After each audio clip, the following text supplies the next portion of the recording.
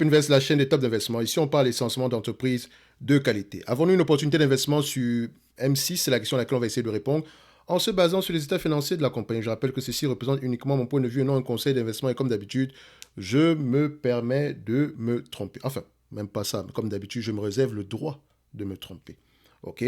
Donc, c'est une compagnie ici qu'on a déjà eu à étudier sur cette chaîne-ci. En plus, c'est une demande spéciale ici d'un de nos abonnés Top Premium.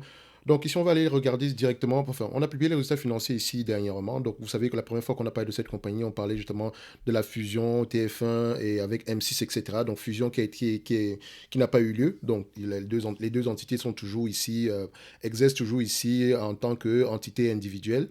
Donc M6 également, on avait entendu des rumeurs selon lesquelles elle prévoyait toujours une certaine vente, mais bon, actuellement, ce n'est plus le cas parce elle va de faire la demande ici de renouvellement ici de sa licence auprès de l'ARCOM et je pense qu'il y a un délai en termes de pour qu'elle puisse et en tout cas pour l'actionnaire majoritaire, il ne pourra pas se départir de ses actions ici avant un certain délai.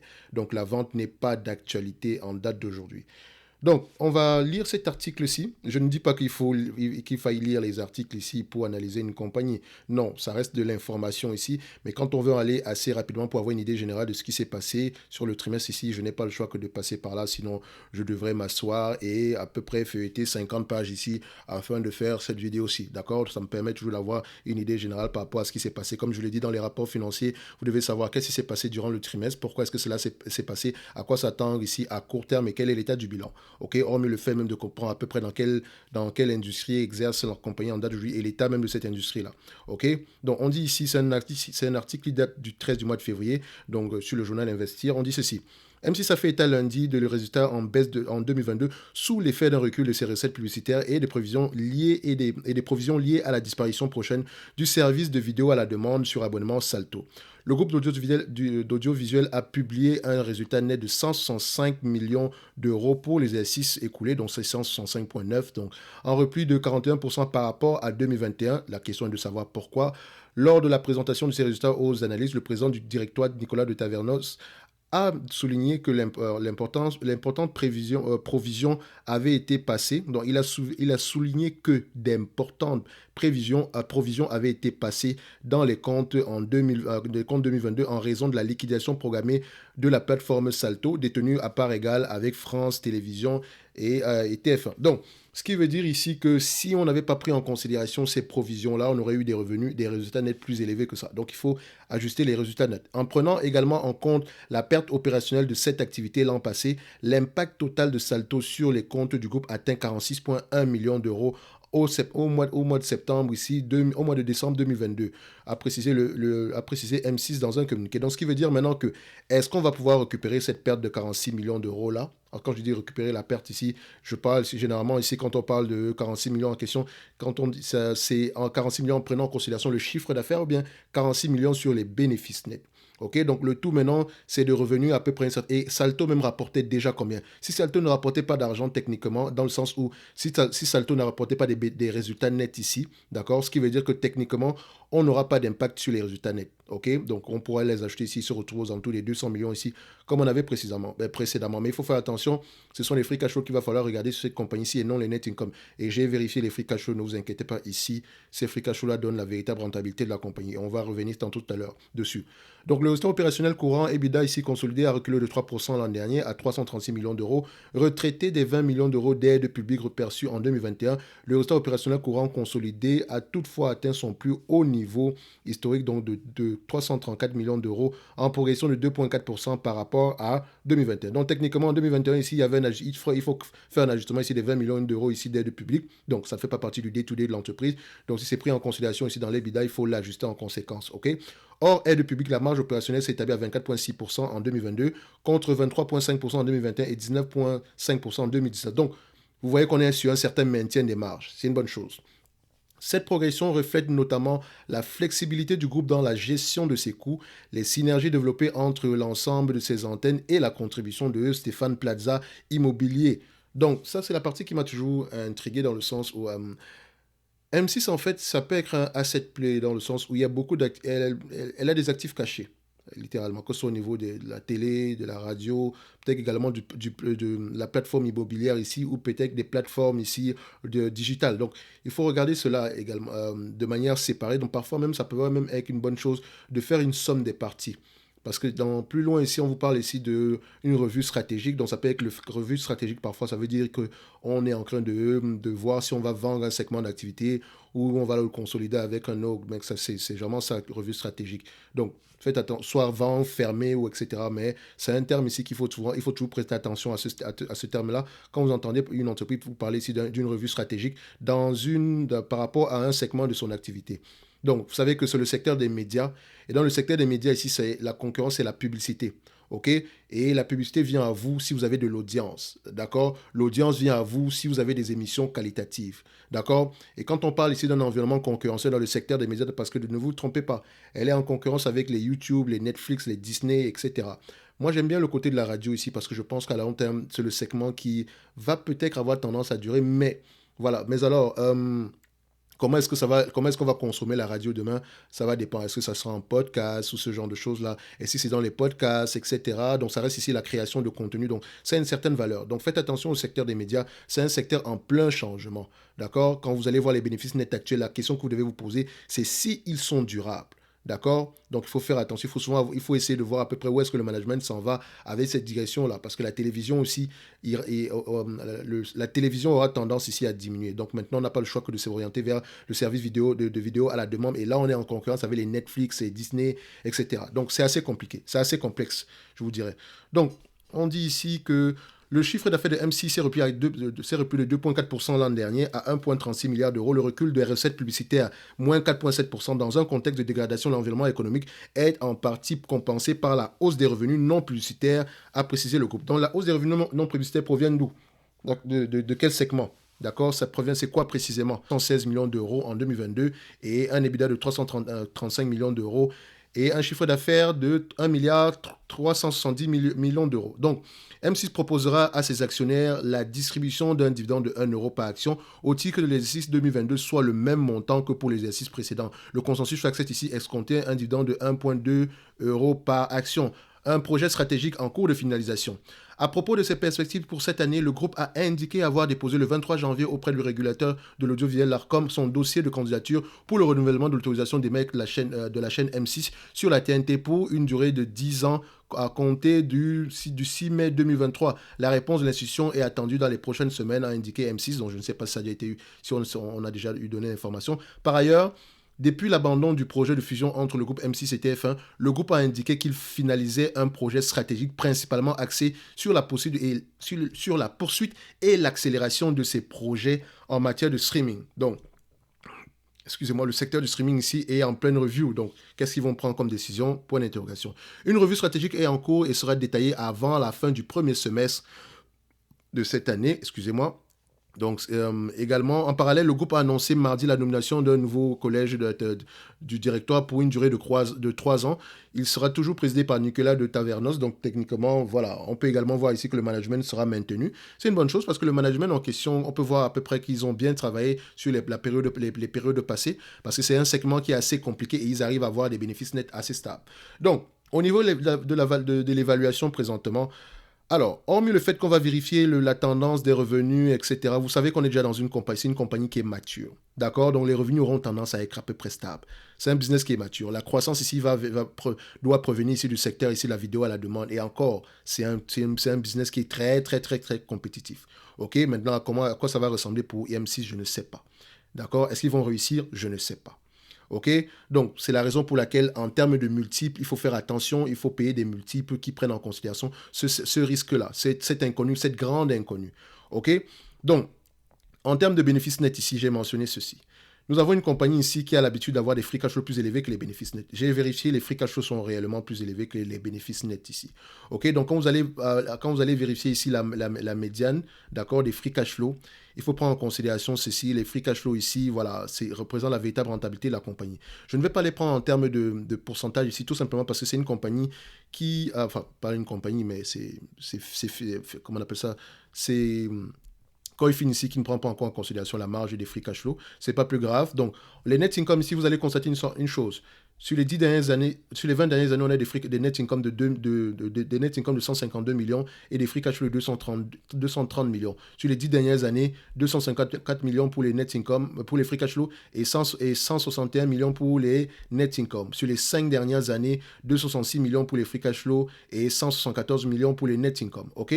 Donc, si on prend en moyenne ce qu'on a eu sur les 20 dernières années, vous pouvez prendre les 10 dernières années si vous voulez à la fin de la journée. Je pourrais même prendre les 10 dernières années. L'essentiel ici pour moi, c'est de ne pas surpayer pour quoi que ce soit. Ok, je sais qu'on est au moins à 255 millions. Ok, donc ce qui se rapproche même plus de la réalité, c'est ce qu'on a sur les 5 à 3 dernières années. Donc, vu que je suis à peu près prudent, j'essaie de rester le plus prudent naturellement, je vais prendre le 255 millions ici. Je sais que vous voyez 254, mais rappelez-vous d'une chose, c'est plus élevé en date d'aujourd'hui. Donc, de toutes les façons, je suis déjà assez conservateur. Donc, je vais mettre 255 millions.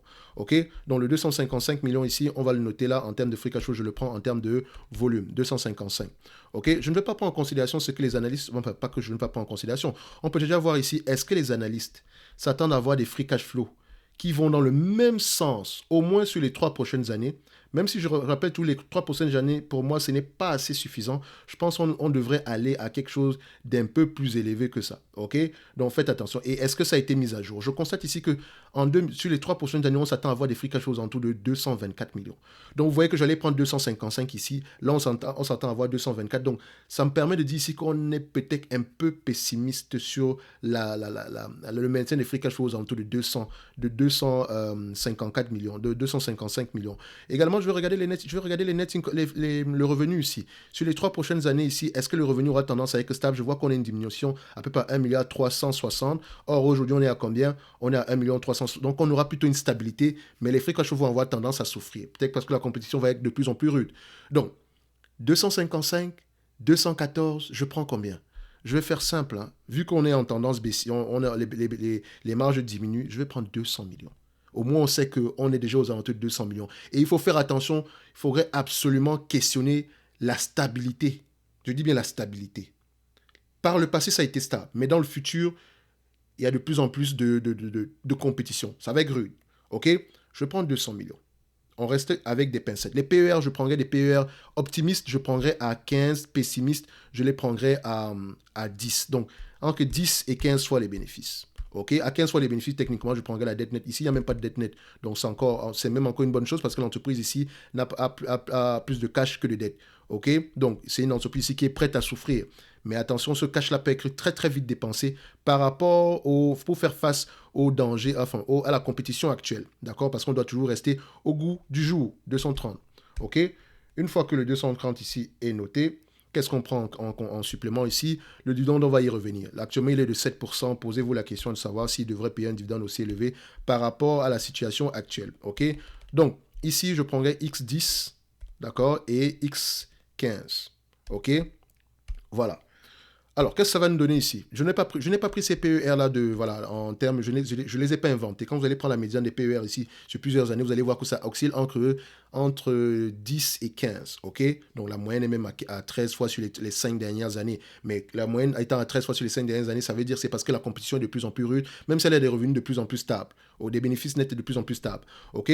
Donc, je rappelle toujours que pour ceux qui veulent aller plus loin, on a le service Top Premium dans la description de la vidéo où je présente généralement 2 entreprises qui sont sous-évaluées, selon moi, avec des notes d'analyse, c'est-à-dire que je lis les rapports financiers et je vous présente l'information ici, ainsi qu'on fait le suivi avec, d'accord? Ça ne veut pas dire qu'on achète ou on promet un quelconque rendement, c'est une discussion, c'est pour vous mettre ici, c'est pour mettre de l'eau à votre moulin ici. Donc, c'est-à-dire que quand vous-même, vous allez faire vos propres recherches de vos côtés ici, vous pouvez poser des questions à savoir, ok, pourquoi c'est comme ça, pourquoi tu penses si, moi j'ai vu ça, etc. Donc, on discute parce qu'à la fin de la journée, vous devez être des investisseurs indépendants, ok?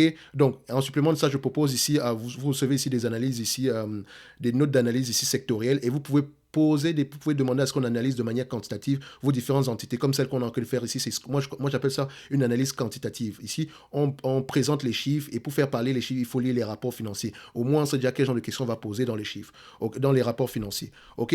Donc, maintenant, en termes d'évaluation, qu'est-ce que ça va nous donner? Attention, le revenu ici, ce n'est pas ceci. Donc, on a le 200 millions ici attendu. D'accord? On s'attend à plus que ça. Mais moi, je prends 200. Parce qu'on a tendance ici à voir, les analystes sont de plus en plus pessimistes. Et vous allez me dire que oui, mais les analystes lisent. D'accord? Ils connaissent les entreprises mieux que nous. D'accord? Quand je dis de prime abord, quand vous arrivez sur une nouvelle entité ici, l'analyste a plus de connaissances que vous par rapport à la compagnie. Maintenant, avec vos propres lectures, vos propres connaissances, vos propres expertises, vous pouvez avoir un avis totalement différent par rapport à l'analyste ici. Mais attention, posez-vous toujours la question ici s'il a une vision long terme ou court terme. D'accord? Faites attention. Ce n'est pas l'objectif de prix des analystes qui nous intéresse. C'est l'objectif, ce sont les prévisions en termes de chiffre d'affaires, etc., bénéfices nets qui nous intéressent. OK?